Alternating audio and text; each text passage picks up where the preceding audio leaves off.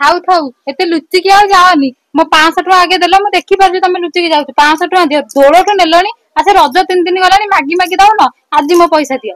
କଣ 500 ଟଙ୍କା ମୁଁ ତୋର କେତେବେଳେ ନେଲି?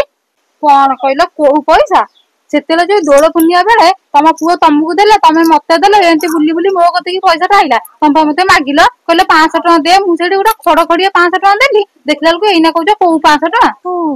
ଓହୋ ମନେ ପଇଲା। ହଁ 500 ଟଙ୍କା ଗୋଟେ ଦେଇଥିଲି ଦୋଳ ବେଳେ। 100 ଟଙ୍କା ନା 500 ଟଙ୍କା? ତମେ ଗୋଟେ 500 ଟଙ୍କିଆ ଖଡଖଡିଆ ମୋଠୁ ନେଲ। ଏବେ କହୁଛ 100 ଟଙ୍କିଆ ନା 500 ଟଙ୍କିଆ। ତମର କଣ ଜମା ମନେ ପଡୁନି? ଆରେ ହଁ ମୋର ମନେ ପଇଲା। ଗୋଟେ 500 ଟଙ୍କା ମାଗିଥିଲି ତୁ ଦେଇଥିଲୁ। ମୁଁ କହିଲି ମୋ ସୁବିଧା ଅସୁବିଧା ହେଲେ ମୁଁ ତତେ ଦେବି। ଆଉ ଟିକେ ପଇସା ନାହିଁ ଆଉ 2-4 ଦିନ ଯାଉ ନବୁ। ଏତେ ବ୍ୟସ୍ତ କାଇଁ? ନାଇଁ ତମେ ସେ ବ୍ୟସ୍ତ ଦେଖାନି। ମତେ ଆଜି ଦିଅ। ମୋର ଆଜି ସେ ପଇସାରେ ନିହାତି କାମ ଅଛି। ତାହେଲେ ମୁଁ ଠିକ ବୁଝିଗଲି ଆଉ। ଆଜି ଶୁକ୍ରବାରେ ସେ ବୋଧେ ମାଛ ମାଂସ ସେଇ ପଇସାରେ ଆସିବ ଆଉ। ମୁଁ କାହିଁ ସେଇ ପଇସାରେ ମାଛ ମାଂସ ଆଣିବାକୁ ଯିବି ମ? ତମ ପୁଅ ଆଣିବେନି କି? ମୁଁ କାହିଁ ଯିବି ସେ ପଇସାରେ ମାଛ ମାଂସ ଆଣିବାକୁ? ହଉ କଣ ଚାଲି ଯାଉଛ ମ? ମୋ 500 ଟଙ୍କା କାଇଁ? ମୋ ପଇସା ଦେଇକିନା ଯାଅ। ଟଙ୍କା ଆସୁ ମୁଁ ଦେବି।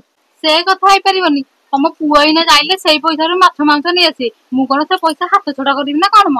ତାହେଲେ ତୁ ସେଇଠି ଥା ମୁଁ ନେଇକି ଆଉଛି। ମୁଁ ହଉଛି ଟିକି ଗୁଡିଆ। ମୋ ବାପା ହଉଛି ଅଧିକାରୀ ଗୁଡିଆ। ହେଲେ ମୋ ବାପା ତା ଦେହ ପାଇଁ ଖଣ୍ଡେ ସାବୁନ 10 ଟଙ୍କିଆ କିଣିବେ। ତତେ ଆଜି 500 ଟଙ୍କା ଦେବି ତୁ ଆଜି ନେଇଯିବୁ। ହଉ ଦେଖିଆ ଆଉ।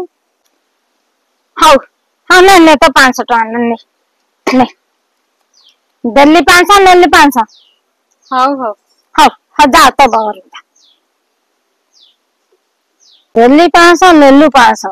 ଦେଖିବୁ ଝିଅ କେମିତି ସେ 500 ଟଙ୍କା ଟା ନ ଆଣିବି ଦେଖିବୁ ଆଉ। ଏମିତି ମୁଁ ସେ 500 ଟଙ୍କା ଟା ଆଣିବି। ଆପଣ ମାନେ ଯଦି ଚାହୁଁଛନ୍ତି ଦେଖିବା ପାଇଁ ତାହେଲେ ଯଦି ହଁ ମାରିବେ ତାହେଲେ ହଁ କୁହନ୍ତୁ।